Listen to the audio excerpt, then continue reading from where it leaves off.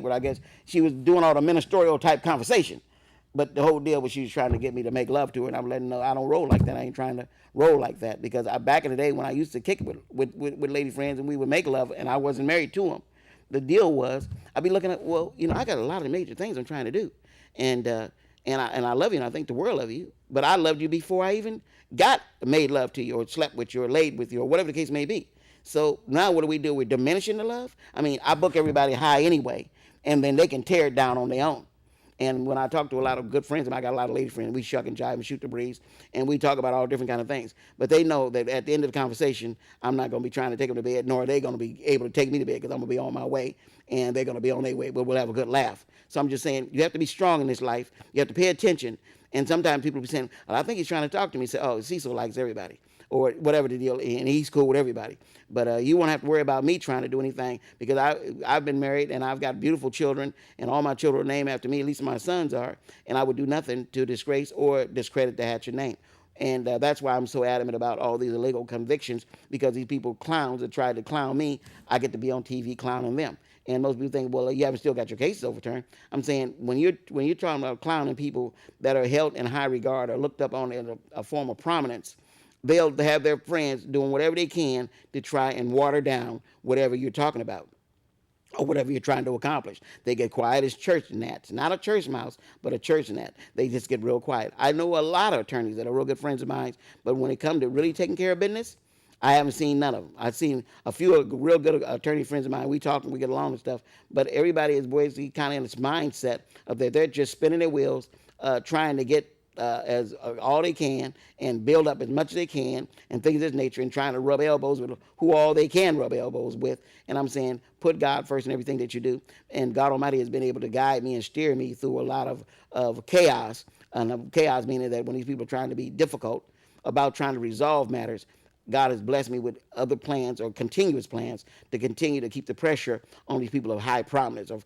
like Michael Shrunk, they said, "Oh, he ain't Multnomah County District Attorney no more." And I'm saying that maybe I can run that tramp out of his job.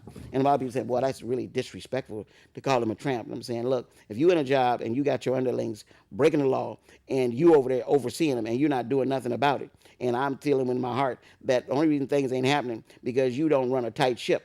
And you got all rest of a lot of people, people that's buttering up to you and acting like, not acting like they like you, that they really love you, but they don't see the atrocities that you allow them to go forth in other people's lives because they got an agenda and you helping them to meet that agenda, or he got you rocking lullaby to sleep, and that you just ain't gonna do nothing to upset the apple cart where it come to whatever your little agenda is. My agenda is that we're all human beings and that we all deserve justice. No respect to person. I don't care who.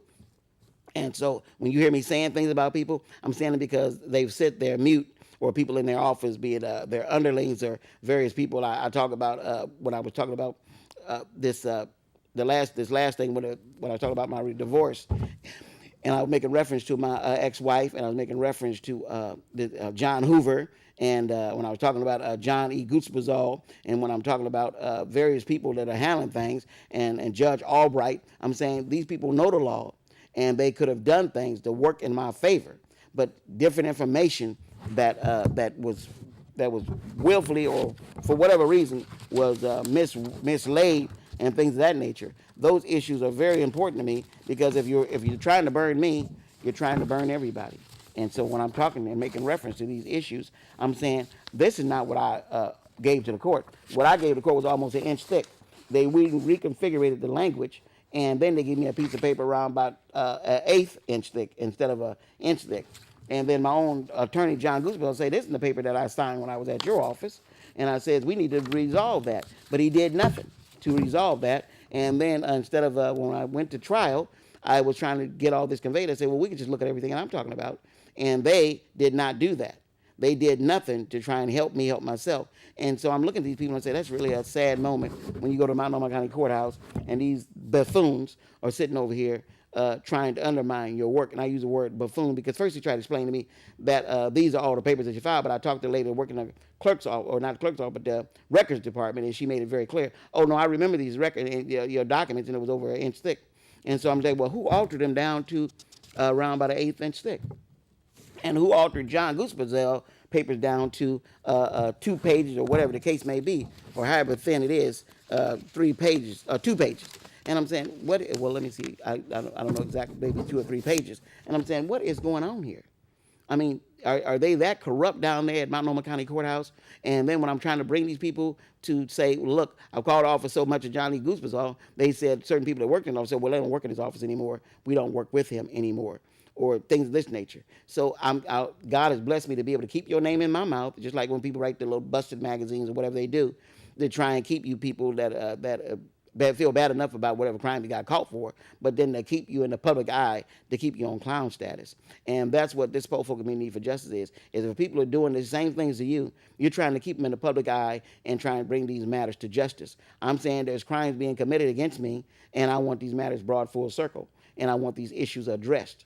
So that's where when I'm making reference to me, when you plan to win, you play to win, and you don't be afraid to play to win. You speak from the heart, you say it like it is, and be truthful. Because once you get caught lying, look, nothing. The worst, no matter how you try to dress up a lie, is still a lie. The only thing that happens with a lie, it only becomes a bigger lie or a more raggedy lie. It don't become a better lie by no stretch of the imagination. But the truth stay the truth all the time. So I'm just wanting all you people out there to know, out there in TV land, that that's what's going on. And again, it looked like I kind of glossed over talking about the homosexuals or gay or men or ladies or lesbians or things of this nature. But my point is that you want to get married, you want to be with one another, and you want to live a life of happiness, and you want to be with one another. Then I'm just saying that I don't know what God Almighty and how He's going to handle the situation. I know what I read in the Bible, but I know what I read in the King James Bible. And I know what it's all saying about in the Catholic Bible and all the other different Bibles. But when you're doing what you do, you have to stand answerable to God. That gives nobody right to beat you down, to stomp you out, to talk to you like you're a dog, or to treat you as lesser than a human being. I don't roll like that, and I don't promote that kind of behavior. So if you want to get married, and if you want to go down there and pay your money to get your license to perform weddings, then you shouldn't be begging, well, I want to go to every one of these churches. Why would you break your neck to go somewhere where these people are anti you or whatever the case may be, or try to get them to change their doctrine or their belief to coincide with what you believe? So the deal is, but you want to be the wife of one wife or the husband of one husband or whatever the case may be, and you want to use that dialogue, then use that dialogue. But I know a lot of people that are gay men and gay women, and they break up just as fast as people that are heterosexual. So then what is the deal? It isn't about the conversation about we're married and we're going to be together forever. In many cases, they just as much want the person to the left or right of them. They want the same thing in many cases. I never full of sin, never full of wanting, because they're human beings. And Satan will throw that nature in you to get you just going 40, going naughty. And my point that I'm making is that if you really want to do what's right and you feel the marriage vows will help to stabilize that and to let what proceed from your mouth and it comes from the heart, and that what you're trying to tell whoever you're with is that I want to be with you forever, then work hard at doing that. But believe me, Satan will be fighting you tooth and nail. And at some point in your life you decide, well, I want to roll with whatever church life or Bible or whatever they want to roll with to whatever they want to do. Well, you work on you do that, but you got all your life to get it together. And when people say, "Well, I was just a kid. I think I was born like that," I don't have the answers to that. And I'm not trying to tell you you're crazy and your mind is all confused and messed up. I just want you to know that respect deserves respect. So when you're trying to get your respect, you got that coming, and you deserve respect. And I think that's very sad that this country will mess around, and when it's getting the lines kicked out of its drawers, every become one, come all. It'd be like getting a car accident. You don't care who all help you. I wouldn't care if the Ku Klux Klan got the car off the top of me. I'm just so thankful they got there in time to get it off of me. Or whatever they did, whoever did, I'm not caring. I don't care if it was Black Panthers or whatever it was, and I'm certain if they were white and if the Black Panthers showed up to help them, they wouldn't care. Just get the car off me, not look up there and say, well, who's getting the car off me? Let me see your face. And they see your face. No, put the car back on my chest. I don't want you to help me do nothing. That is about as silly as it comes. Now, of course, I saw that little snippet, and I thought that was pretty funny. I can't think of the comedian that told his wife he was black, and I can't think of his name, and it's really, really funny. I'll tell you in the future, but he's telling his wife about here's a black man that he didn't know he was raised up as as a hater of blacks, and then he finds out that his wife is white when brought to reality, and he tells us, "I can't be with an N lover." And so sometimes people are just so adamant. But I thought there was a real funny skit, and Dave Chappelle's show. That's where I saw it at, and I thought it was so funny. But in life, things can be quite humorous. But we as human beings, as we as individuals, we should work with one another. We should love one another. We should work with each other. And if we can't, that's what family is all about. Many of us out there know, out there in TV land, that we got relatives we don't have nothing to do with. We don't hang around with them. We feed the dog next door before we feed our own dog. We'll go take the neighbors out for drinks, and then our kids say, "Well, can I get a popsicle?" And I ain't got it. And then a friend or somebody come outside the family and say, "Let's go get some drink." And they say, "Yeah, let's go." And then wondering why their pockets are being picked at night by their children, because they get in the mindset of, you care more about the next door neighbor and the people up the street and around the corner than you do us. So many times you can be promoting bad thought, or Satan can have you promoting bad thought, and your thought and behavior is what helps kind of more to sculpt and mold the thoughts of your own children and loved ones, or people that are in the vicinity of in your company. So I cover a lot of things, and I just hope that you're grasping what I'm speaking on, and I'm hoping that it's being taken in such a way that you can apply the information in your life to help you better yourself, because I ain't got an attitude with nobody about nothing. I play to win. I teach people to play to win, and that's what it's all about. It's playing to win, and winning, and that's what it's really all about. But when people are just using the demonic blueprint, Satan's blueprint, and thinking they're working me or clowning me, or thinking they got me on my back like a turtle on its back, even a turtle in some cases can get off his back to his feet. But I'm just saying that it's just so evil how people will do one another for no right reason. It'll be like when I talk about the U.S. Federal Reserve. Here these people are, this whole country, they done put us in so many different wars long before I was born, long before I was even a thought of my parents' because long before my grandparents was around, or things of this nature. Not long before, but because my dad he's been around for a long time, because he's been around for a great amount of time and experienced the bad behavior of the human race, or people treating you like you're a lesser human being than themselves. And then nowadays, you see people nowadays, you reap what you sow. And so when you see white Americans out there right now on the corners, just about everywhere you go, trying to come up with some money, I don't know if they're pretending like they broke or if they are broke, but I believe in my heart that many people are out there broke. And to show you how the Federal Reserve could truly care less is that because all they thinking is bottom line money. How can we trick these people into going to a war?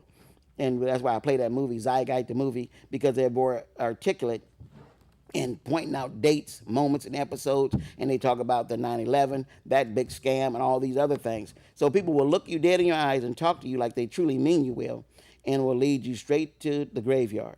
And so I'm just saying there's many people in very powerful positions, and I'm just saying pay attention, don't be afraid, speak from the heart, but pay attention, and don't let the world try and con you or bamboozle you into believing that it's going to get greater later. It's great every day of your life, and because you're not promised tomorrow, fantastic, brother, thank you. Because you're not promised tomorrow, try and live each day to the fullest, to the blessed fullest. And I want you men to start trying to talk to these women to get married. Don't if you continue to be with a woman and take no for answer, and that she don't want to get married yet, and you saying, well, what is the reason? And don't let her or don't let him take you straight to hell, because you're trying to put air in a tire that got a big hole in it, it won't pump, or trying to fill a sieve up with water, and it will never fill. So I'm just saying to you people out there in TV land, play to win, play to win, play to win. And I'm saying to you people out there that are gay, homosexual, or lesbian, or whatever the case is, play to win, play to win, play to win. And I'm saying to you people that are heterosexual, play to win, play to win, play to win. I'm saying to you people, the people that got all this big money, the Federal Reserve is not the United States Bank Federal Reserve, where the government is running this money. It's like you run to these people to go get money. But debt and slavery is the name of the game. And many of you people are realizing that right now as human beings, debt and slavery. So when people are getting killed by the thousands, or by the millions, or by the hundreds, or by the tens, or by the ones and the twos, that's too many people killed, and I'm not with it on that level or the bigger level. And we're all brothers and sisters, and I don't care because my skin is black that you can't deny that we're family tied together as one. and you can deny all you want to. But the only time when I talk to people, I'll say, "Hey, how you doing, brother? How you doing, sister? Or how's everyone doing?" I don't care if you're black or white. I just care, is your heart going in the direction that I pray that it is going in. And when I say that, and when I